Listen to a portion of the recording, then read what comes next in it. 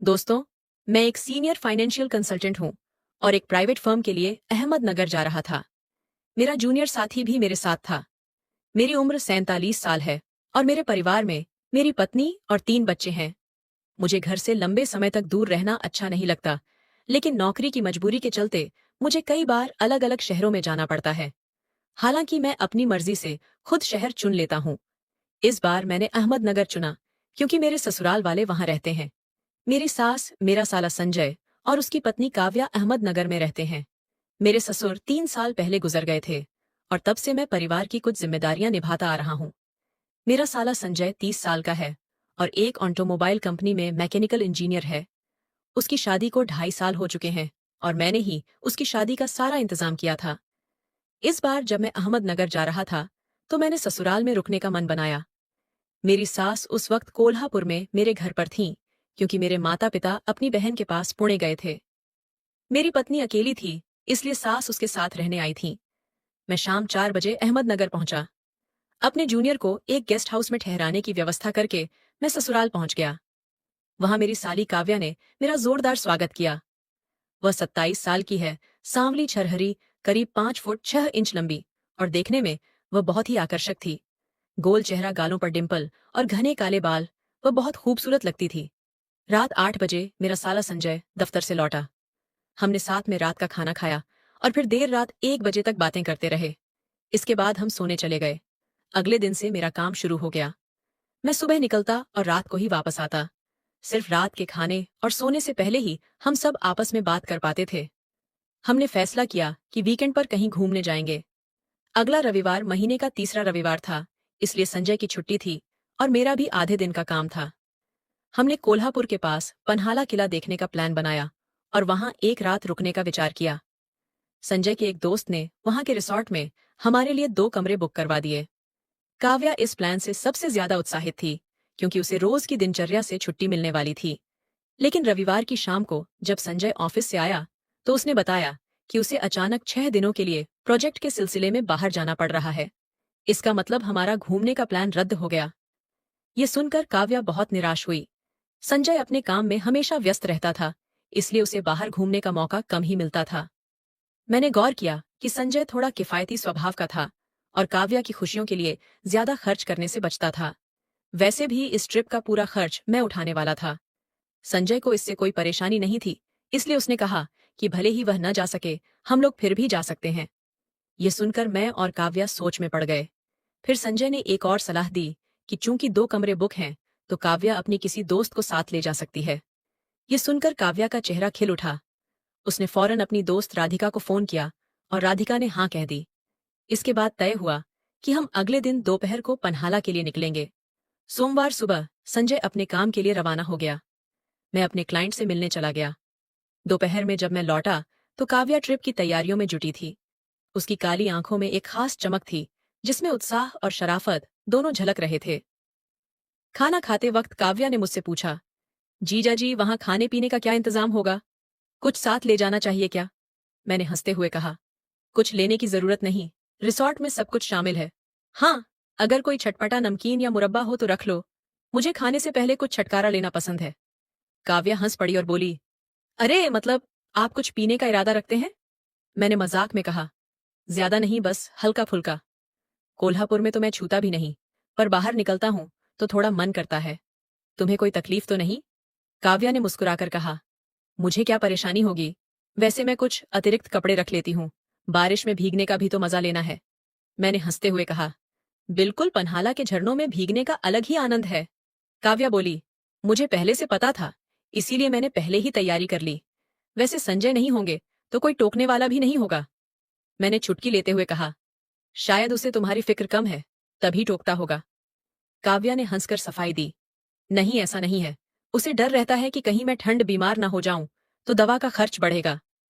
फिर उसने हंसते हुए पूछा, आप तो मुझे रोकेंगे नहीं ना? मैंने हंसकर जवाब दिया, क्यों रोकूंगा? मैं तो जवानी के दिनों से हर साल दोस्तों के साथ बारिश में भीगता आया हूं। हमारा पूरा ग्रुप होता था, जिसमें लड़कियां भी शामिल थीं। तुम्हारी भाभी भी उसमें थी। अब हमारा मूड पूरी तरह ट्रिप के लिए तैयार हो चुका था। मैंने मजाक में कहा, तुम्हें भीगते देखना मजेदार होगा। एक पल के लिए हमारी नजरें टकराईं। मेरी आंखों में शरारत देखकर काव्या के चेहरे पर हल्की सी मुस्कान उभरी, लेकिन उसने उसे छिपाने के लिए चाय का कप उठा लिया।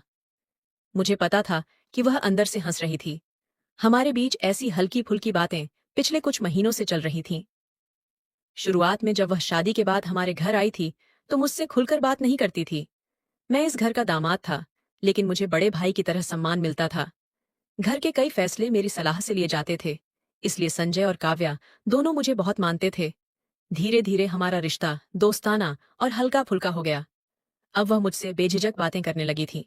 थोड़ी हंसी मजाक के बाद काव्या ने मुस्कुराते हुए पूछा, जीजाजी कब चलना है? मैंने कहा, बस 1.5 घंटे में। तुम तैयार हो ना? फिर मैंने मजाक में कहा, और हाँ, साड़ी मत पहनना, कुछ कैजुअल ड्रेस पहनो।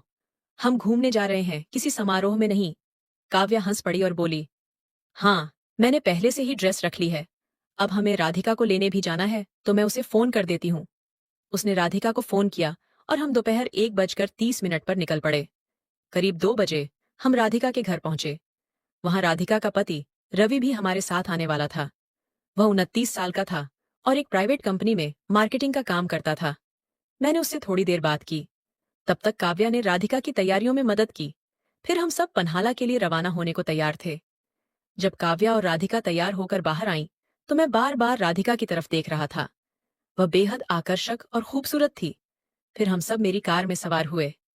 रवि मेरे बगल में आगे बैठा और काव्या और राधिका पीछे। मैं गाड़ी चलाते हुए मिरर से काव्या को देख रहा था। उसकी आंखों में ट्रिप का जोश साफ दिख रहा था। जब भी हमारी नजरें मिलती, वह चुपके से मुस्कुरा देती। रवि मुझसे बातें कर रहा था, लेकिन मेरा ध्यान कहीं और था। मेरे दिमाग में एक सवाल बार बार उठ रहा था, रात को रुकने का इंतजाम कैसे होगा? क्या रवि और राधिका एक कमरे में रहेंगे और मैं काव्या के साथ? और अगर काव्या मेरे साथ रही, तो कमरे में एक बेड होगा या 2? करीब 1.5 घंटे की ड्राइव के बाद हम पन्हाला के रिसॉर्ट पहुंच गए। रवि से मेरी अच्छी बातचीत हुई और उसकी सहजता मुझे पसंद आई। बातों से लगा कि वह पहले कभी किसी लग्जरी रिसॉर्ट में नहीं ठहरा था। उसकी आर्थिक स्थिति बहुत मजबूत नहीं थी। शायद इसलिए उसने और राधिका ने काव्या का प्रस्ताव तुरंत मान लिया था। दोनों इस ट्रिप को लेकर बहुत उत्साहित थे। रिसॉर्ट पहुंचते ही रवि और राधिका रिसेप्शन पर बैठ गए। मैं चेक इन की औपचारिकताएं पूरी करने लगा। काव्या मेरे पास खड़ी होकर उत्सुकता से मुझे देख रही थी। मैंने धीरे से पूछा, कमरों का बंटवारा कैसे करें? तुम और राधिका एक कमरे में, मैं और रवि दूसरे में? काव्या ने फौरन आंखें झपकाते हुए कहा, अरे जीजा जी, ऐसा न करें। उन्हें साथ रहने दें। उन्हें ऐसा मौका कहाँ मिलता है। उन्हें खुशी लेने दें। हम दोनों एक कमरे में रह लेंगे। मैंने उसकी बात मानते हुए कहा, ठीक है, जैसा तुम कहो। अंदर से मैं बहुत खुश था। थोड़ी देर बाद स्टाफ ने हमारे बैग उठाए और हमें कमरों तक पहुंचाया। रिसॉर्ट पहाड़ी की चोटी पर था और सारे कमरे ग्राउंड फ्लोर पर थे।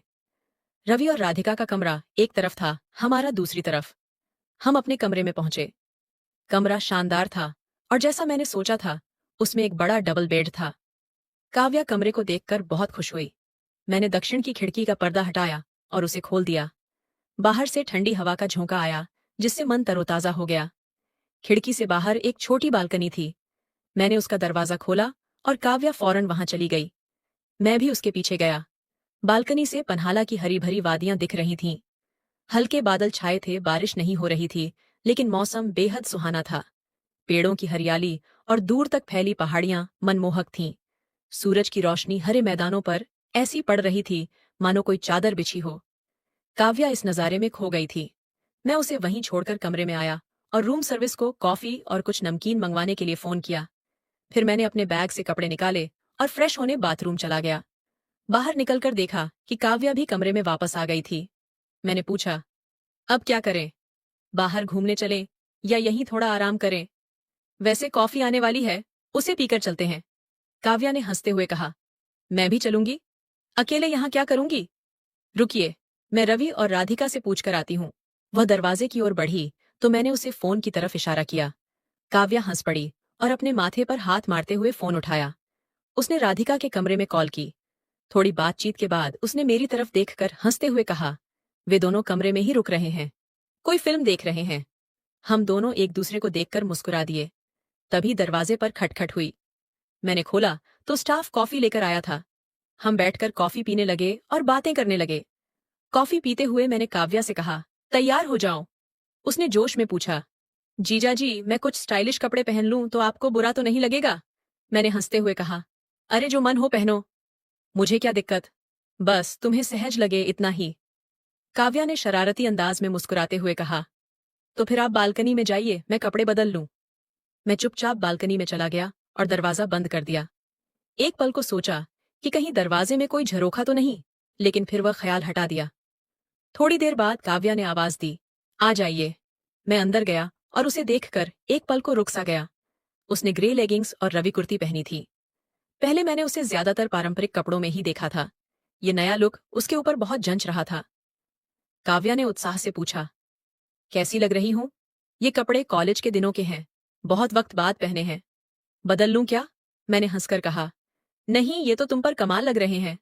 काव्या ने मुस्कुराते हुए कहा, लेकिन संजय को ये पसंद नहीं। उनका कहना है कि शादीशुदा औरतें ऐसे कपड़े नहीं पहनती। मैंने हंसते हुए जवाब दिया, उसे क्या पता, ढेर सारी शादीशुदा औरतें ऐसे कपड़े पहनती हैं। और ट्रिप पर ऐसे न पहनेंगी तो कब पहनेंगी? काव्या ने शरारत से आंख मटकाई और बोली, तो जब मैं साड़ी पहनती हूं तब बुजुर्ग लगती हूं क्या? मैंने फौरन कहा, नहीं नहीं, मैं तो आम बात कर रहा था, तुम्हारी नहीं। चलो अब निकलते हैं। हम कमरे से बाहर आए और पन्हाला किले के आसपास घूमने लगे। मौसम बहुत अच्छा था।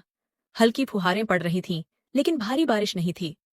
जब हम किले के पिछले हिस्से में पहुंचे तो काव्या ने जोश में कहा, जीजा जी, यहां से नीचे एक झरना है, चलें क्या? बस 20 मिनट लगेंगे और अंधेरा होने से पहले लौट आएंगे। मैंने सहमति दी, चलो ठीक है। हम एक टेढ़ी मेढ़ी पगडंडी से नीचे उतरने लगे।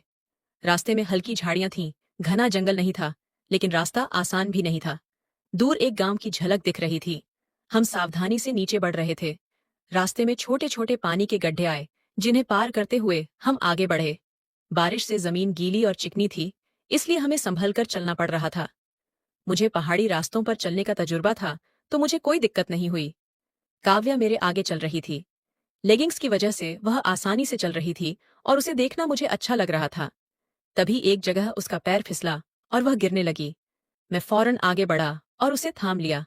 उसे खड़ा करते हुए मैंने पहली बार उसे छुआ। उसके हाथ बहुत नरम लगे और उसके शरीर से एक हल्की सी खुशबू आई।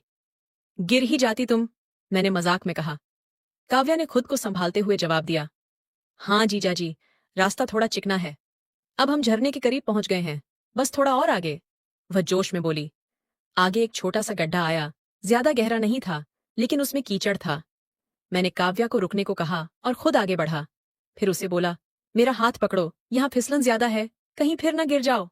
उसने मेरा हाथ थाम लिया। काव्या के हाथ उसकी कद काठी के मुताबिक थोड़े बड़े थे, उंगलियां पतली और मुलायम। उसे जोर से पकड़ने की जरूरत नहीं पड़ी, क्योंकि उसने खुद मेरा हाथ कसकर पकड़ लिया। एक जगह जमीन बहुत फिसलन भरी थी।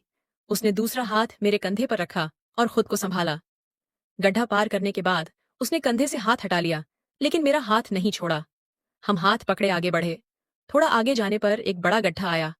काव्या ने मेरा हाथ खींचा और उत्साह से बोली, जीजा जी देखिए, दाईं तरफ झरना है। वह दृश्य लाजवाब था। हमसे करीब 25 फीट दूर एक झरना बह रहा था। उसकी ऊंचाई शायद 60 फीट रही होगी।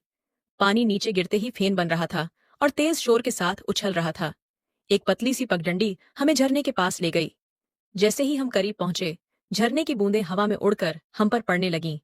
मुझे यह बहुत पसंद था, तो मैं वहीं रुककर उसका मजा लेने लगा। लेकिन काव्या और आगे जाना चाहती थी। उसने मेरा हाथ जोर से पकड़ा और आगे बढ़ी, लेकिन तभी उसका पैर फिर फिसल गया। मैं झट से झुका और उसे कसकर थाम लिया। उसने शर्मिंदगी से मेरी तरफ देखा, लेकिन कुछ नहीं कहा। करीब 2 मिनट तक मैं उसे पकड़े रहा। फिर हमें एहसास हुआ कि हम खुले में ऐसे ही खड़े हैं। मैं थोड़ा पीछे हटा, लेकिन उसका हाथ नहीं छोड़ा। मैंने उसे सावधान रहने को कहा और हम झरने के और करीब पहुंचे। वहां पहुंचकर देखा कि झरने और पहाड़ी के बीच 6 फीट की खाली जगह थी। शायद वहां कोई छोटी गुफा थी। काव्या अभी भी मेरा हाथ पकड़े थी। मैंने उसका हाथ हल्के से दबाया और कहा, काव्या, झरने के पीछे कोई जगह दिख रही है, चलें वहां? काव्या थोड़ा डर गई और बोली, नहीं जीजा जी, मैं वहां नहीं जाऊंगी। रास्ता भी नहीं पता और मैंने कभी किसी को वहां जाते नहीं देखा। मैंने गौर से देखा तो सच में वहां पहुंचने का कोई सीधा रास्ता नहीं था। झरने के नीचे एक छोटा तालाब था, जिसे पार करना पड़ता, लेकिन उसकी गहराई का अंदाजा नहीं था। लेकिन मेरे अंदर का जोश जाग गया। मैंने सोचा, अगर कोई नहीं गया तो मैं जाऊंगा। मुझे रोमांच पसंद था। साथ ही अगर मैं ऐसा करता तो काव्या मुझसे प्रभावित हो सकती थी। मैंने वहां जाने का फैसला कर लिया। मैंने काव्या का हाथ छोड़ा और कहा, मैं देखता हूं कि वहां पहुंचा जा सकता है या नहीं। काव्या ने मुझे रोकने की कोशिश की, लेकिन मैं नहीं माना और पानी में उतर गया। मैं बहुत सावधानी से चल रहा था, क्योंकि नीचे कीचड़ था। कुछ कदम आगे बढ़ने पर पानी गहरा होने लगा। मैंने किनारे की चट्टानों को पकड़ा और धीरे धीरे आगे बढ़ा। जब पानी मेरी कमर तक पहुंच गया तो तैरने के सिवा कोई चारा नहीं था। मैंने चट्टानों को सहारा लेकर तैरना शुरू किया। झरने के नीचे पहुंचते ही पानी का बहाव बहुत तेज था। अगर मैंने चट्टान मजबूती से न पकड़ी होती तो बह जाता, लेकिन मैंने हिम्मत रखी और आगे बढ़ता गया। आखिरकार मैं झरने को पार करके दूसरी तरफ पहुंच गया। जैसा मैंने अनुमान लगाया था, वहां एक छोटी गुफा जैसी जगह थी। वह करीब 8 फीट लंबी और 4 फीट चौड़ी थी। नीचे एक छपट्टी चट्टान थी जिस पर बैठा जा सकता था। मैं वहां खड़ा होकर उस नजारे का लुत्फ उठाने लगा। काव्या दूसरी तरफ खड़ी थी। मैंने विजयी अंदाज में उसकी ओर देखा। वह हैरानी से मुझे देख रही थी। उसके चेहरे पर आश्चर्य देखकर मुझे बहुत संतुष्टि हुई। मैंने जोर से कहा, क्या तुम भी आ रही हो? काव्या ने डरते हुए कहा, नहीं नहीं, मुझे डर लग रहा है। कैसा डर? मैं तो आ गया ना, मैंने हंसते हुए कहा। काव्या ने घबराते हुए जवाब दिया, जीजा जी आप तो तैरने में माहिर हैं, मुझे तैरना नहीं आता। उसकी बात सुनकर मैं जोर से हंसा। फिर मैं वहां कुछ देर खड़ा रहा और झरने की फुहारों का मजा लिया। थोड़ी देर बाद मैं वापस लौटने लगा। रास्ता पहले देख चुका था तो मुझे ज्यादा परेशानी नहीं हुई। सावधानी से मैं वापस आ गया। काव्या मुझे देखकर दंग रह गई। उसने उत्सुकता से पूछा, जीजा जी आपने तो गजब कर दिया। मैंने आज तक किसी को वहां जाते नहीं देखा। वहां कैसा लगा? मैंने मुस्कुराकर कहा, बहुत अच्छा लगा, खासकर पानी की बूंदों को महसूस करना। अंदर से वह जगह किसी जादुई गुफा जैसी थी। काव्या ने जोश में कहा, सच में? काश मैं भी जा पाती तो कितना मजा आता। मैंने कहा, तो चलो ना, मैं तुम्हारे साथ हूं। तुम्हें थोड़ा बहुत तैरना तो आता ही होगा। काव्या ने चिंता से कहा, मुझे तैरना आता था लेकिन सालों हो गए। अब डर लगता है कि कहीं डूब न जाऊं। मैंने उसे समझाया। पहले उसने मना किया, लेकिन मेरे जोर देने पर वह मान गई। मुझे खुशी हुई, क्योंकि इससे मुझे उसे और करीब से जानने का मौका मिल रहा था। मैं फिर से पानी में उतरा और उसे इशारा किया। काव्या धीरे धीरे पानी में आई। शायद ठंड या डर से उसका शरीर कांप रहा था। वह किनारे की चट्टानों को पकड़कर आगे बढ़ी। मैंने अपना हाथ बढ़ाया और उसने चट्टान छोड़कर मेरा हाथ जोर से पकड़ लिया। मैंने उसे पानी में हल्का खेलने दिया ताकि उसका डर कम हो। एक हाथ से उसे सही संतुलन नहीं मिल रहा था, तो मैंने उसे अपने कंधे पर हाथ रखने को कहा। ऐसा करते ही वह मेरे बहुत करीब आ गई। फिर मैंने उसका हाथ छोड़कर अपनी बांह उसकी कमर पर रख दी। हाथ छूटते ही उसने मुझे कसकर पकड़ लिया। मैंने उसे मजबूती से थामा और पानी में आगे बढ़ने लगा। काव्या का वजन संभालना मुश्किल था, लेकिन मैंने पूरी कोशिश की। फिर भी यह आसान नहीं था। मैंने उसे पास की चट्टान पकड़ने को कहा और खुद उसके कंधे को सहारा दिया। मैंने फिर उसकी कमर पकड़ी और धीरे धीरे आगे बढ़ा। इस दौरान न उसने कुछ कहा न मैंने। हम आधे रास्ते तक पहुंच गए थे। आगे पानी गहरा था, लेकिन काव्या का डर अब कम हो गया था। उसका चेहरा शांत लग रहा था। झरने की फुहारों में वह पानी के साथ खेलने लगी। अब वह मुझसे खुलकर बातें करने लगी थी और मजाक भी कर रही थी। उसकी यह नजदीकी मुझे बेचैन कर रही थी। मैं चाहता था कि यह पल और यादगार बने। मैंने कहा, चलो अब पूरा पार करते हैं। काव्या ने मुस्कुराकर कहा, आपके साथ होने से ही हिम्मत कर रही हूं, वरना कभी ना आती। मुझे छोड़ना मत। मैंने कहा, कभी नहीं, तुम्हें मजबूती से पकड़ूंगा। फिर मैंने सुझाव दिया, ऐसा करो, मेरी पीठ पर बैठ जाओ, मैं तैर कर तुम्हें पार ले जाऊंगा। ये कहकर मैंने उसका हाथ पकड़ लिया। पहले उसने हिचकिचाहट दिखाई, लेकिन फिर मान गई। मैंने उसे अपनी पीठ पर बिठाया। उसने मेरे कंधों को कसकर पकड़ा और अपनी बाहों से मेरी गर्दन थाम ली। मैं गहरे पानी में तैरने लगा। काव्या को डर लगा और उसने मुझे और जोर से पकड़ लिया। उसने अपने पैर मेरी कमर के चारों ओर लपेट लिए ताकि संतुलन बना रहे। अब वह निश्चिंत थी, लेकिन मेरी जिम्मेदारी बढ़ गई थी। मैं उसे लेकर धीरे धीरे आगे बढ़ रहा था। वह इतनी करीब थी कि उसका सिर मेरे सिर से सट गया था। उसका गाल मेरे गाल को छू रहा था। मैंने उसे हौसला देने के लिए अपना चेहरा उसकी तरफ घुमाया और हंसते हुए कहा, काव्या मजा आ रहा है ना? मेरे कंधों पर आराम से बैठी हो। काव्या हंस पड़ी और बोली, जीजा जी आप बहुत भले हैं। इतना कहकर उसने अचानक मेरा गाल पकड़कर हल्के से चिकोटी काट ली। मैं एक पल को चौंक गया। उसका यह शरारतीपन मुझे बहुत पसंद आया। मैंने अपना चेहरा थोड़ा और उसकी तरफ घुमाया ताकि उसका गाल और करीब महसूस हो, लेकिन उसने फिर से मेरे गाल पर चिकोटी काट दी। जवाब में मैंने भी हल्के से अपना गाल उसके गाल से रगड़ दिया। वह हंस पड़ी और फिर हम झरने के पीछे पहुंच गए। झरने के पीछे की चट्टान पर पहुंचते ही काव्या मेरी पीठ से उतरी और पत्थर पर बैठ गई। मैं भी उसके पास बैठ गया और गहरी सांसें लेने लगा। हम इतने करीब थे कि हमारे कंधे आपस में छू रहे थे, लेकिन काव्या उस खूबसूरत नजारे में खोई थी। शायद इसलिए उसे हमारी नजदीकी का एहसास नहीं हुआ। मैं यह दृश्य पहले देख चुका था, तो मेरा ध्यान उस पर नहीं था। मेरी नजरें काव्या पर टिकी थीं। उसका चेहरा गीला था और उसके भूरे बाल चेहरे पर बिखरे हुए थे। वह इस पल में और भी सुंदर लग रही थी। मैं उसे एकटक देखने लगा। शायद उसने मेरी नजरों का ताप महसूस किया, क्योंकि उसने धीरे से मेरा चेहरा अपनी ओर घुमाया। उसकी आंखों में मेरे लिए सम्मान, आत्मीयता और शायद हल्का सा आकर्षण भी था। हमारी नजरें मिलीं तो वह हल्के से मुस्कुराई। मैं भी उसे देखता रहा। करीब 2 मिनट तक हम एक दूसरे को देखते रहे। फिर वह शर्मा गई और नजरें झुका लीं। हम कुछ देर तक पास पास बैठे रहे। दोनों अपनी अपनी ख्यालों में डूबे थे। मैं सोच रहा था कि काव्या अब मुझसे बहुत खुल गई है। हमें यह एकांत मिला है। क्या मुझे अब कोई कदम आगे बढ़ाना चाहिए? कल रात कमरे में भी जब हम अकेले थे, तो मेरे मन में कुछ करने का विचार आया था। अब उसकी यह करीबी मुझे बेचैन कर रही थी। उसके हाव भाव से लग रहा था कि वह भी इसे पसंद कर रही थी, वरना उसने मेरे गाल पर चिकोटी क्यों काटी? अब जब यह मौका मिला है, तो क्या इसे यूं ही जाने दूं या फिर आगे और कुछ किया जाए? कमेंट में जरूर बताना दोस्तों। यह थी हमारी आज की नई कहानी। आपको यह कैसी लगी? अगर पसंद आई तो लाइक करें और दोस्तों के साथ शेयर करें। ऐसी ही रोचक कहानियों के लिए हमारे चैनल को सब्सक्राइब करें और नोटिफिकेशन ऑन रखें, ताकि आप कोई कहानी मिस न करें। धन्यवाद।